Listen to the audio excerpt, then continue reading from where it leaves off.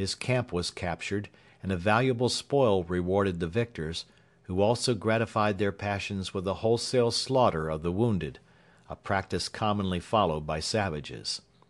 The effect of the victory was great. The whole of the Amhara province submitted to the invaders, and in the spring of 1887 Abu Anga was able to advance without further fighting to the capture and sack of Gondar, the ancient capital of Abyssinia. Meanwhile, the Khalifa had been anxiously expecting tidings of his army.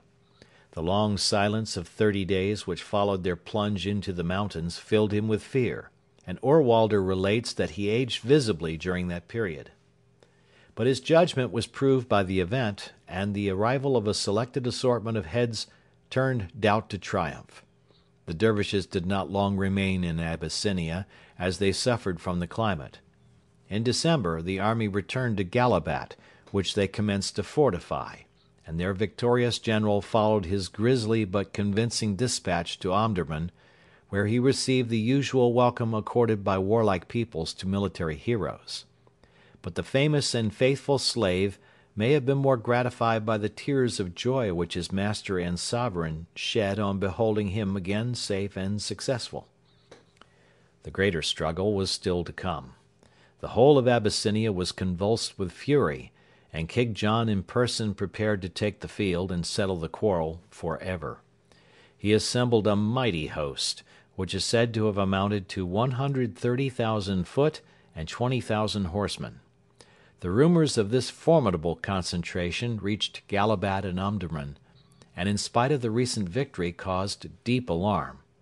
The Khalifa saw his frontiers, even his existence, menaced, for King John had declared that he would sweep the Dervishes from off the face of the earth, and in the hour of need the general on whom so much depended died of some poisonous medicine with which he had endeavoured to cure himself of indigestion. Abu Anga was buried in his red brick house at Gallabat amid the lamentations of his brave black soldiers, and gloom pervaded the whole army. But, since the enemy were approaching, the danger had to be faced. The Khalifa appointed Zeki Tumal, one of Anga's lieutenants, to the command of the forces at Gallabat, which by strenuous exertions he brought up to a total of 85,000 men. King John sent word that he was coming, lest any should say that he had come secretly as a thief. The Dervishes resolved to remain on the defensive, and, fortifying themselves in an enormous zeriba around the town, awaited the onslaught. At dawn, on the 9th of March, 1889, the Abyssinians came within sight of their enemies, and early the next morning the battle began. Great clouds of dust obscured the scene, and all intelligible sounds were lost in the appalling din.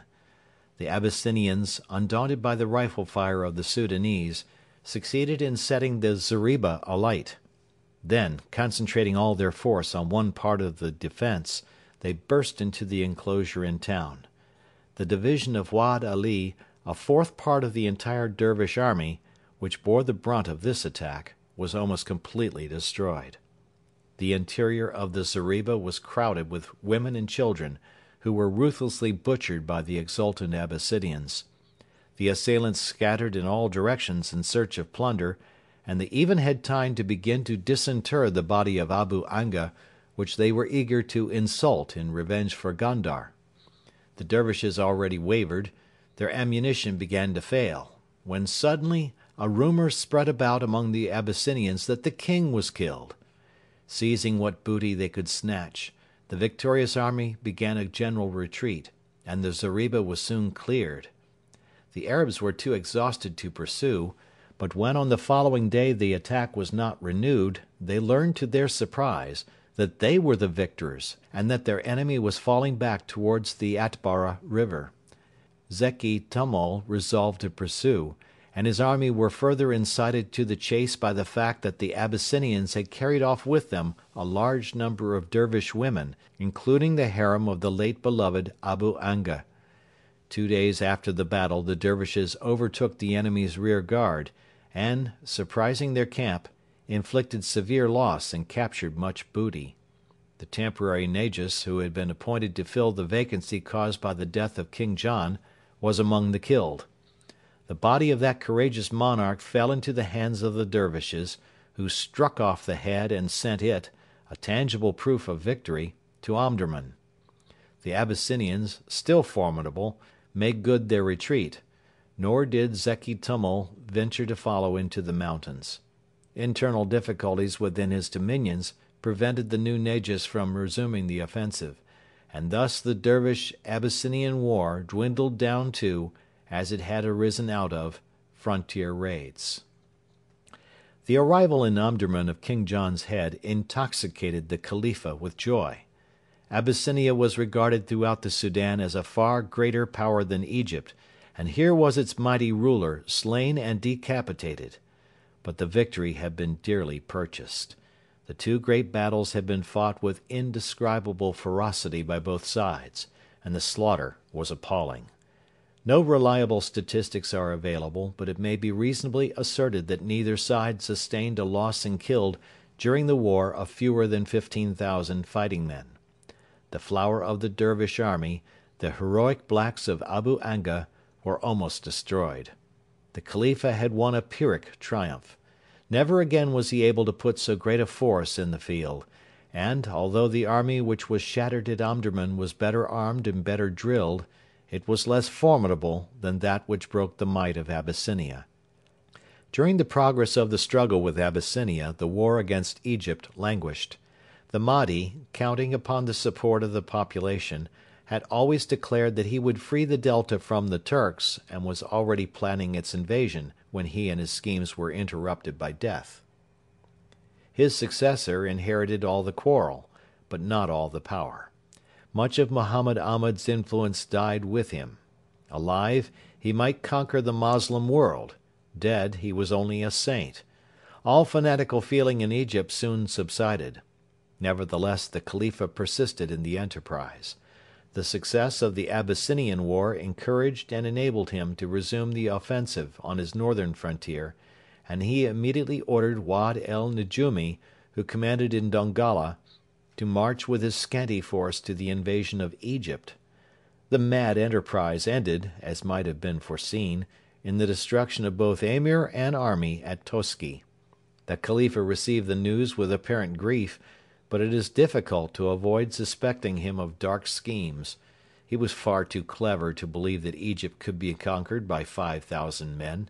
He knew that besides the Egyptians there was a strange white tribe of men, the same that had so nearly saved Khartoum. "But for the English," he exclaimed on several occasions, "I would have conquered Egypt." Yet, knowing of the British occupation, he deliberately sent an army to its inevitable ruin. It is difficult to reconcile such conduct with the character for sagacity and intelligence which Abdullah has deserved. There is no doubt that he wanted to conquer Egypt. Possibly by some extraordinary chance, Wad el Nejumi might succeed, even with his small force. If so, then the glory of God and the power of the Khalifa would advance together. If not, and herein lies the true reason for the venture, the riveraine tribes would have received a crippling blow. The terrible slaughter of the Abyssinian war had fallen mainly on the Jahadiya and the eastern Arabs. The jealous tribes in the north had not suffered. The balance of power was in need of readjustment. The Jailan and Barabra were fast becoming dangerous. Nejumi's army was recruited almost entirely from these sources. The reinforcements sent from Omdurman consisted of men selected from the flag of the Khalifa Sharif, who was growing too powerful, and of the Batahin tribe, who had shown a mutinous spirit. From Ohrwalder, 10 years' captivity. The success of such an army in Egypt would be glorious. Its destruction anywhere would be convenient. Whatever Abdullah's motives may have been, his advantage was certain.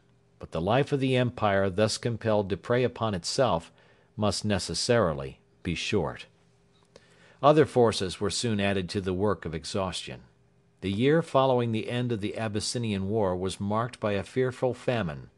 Slatin and Ohrwalder vie with each other in relating its horrors: men eating the raw entrails of donkeys, mothers devouring their babies, scores dying in the streets, all the more ghastly in the bright sunlight, hundreds of corpses floating down the Nile,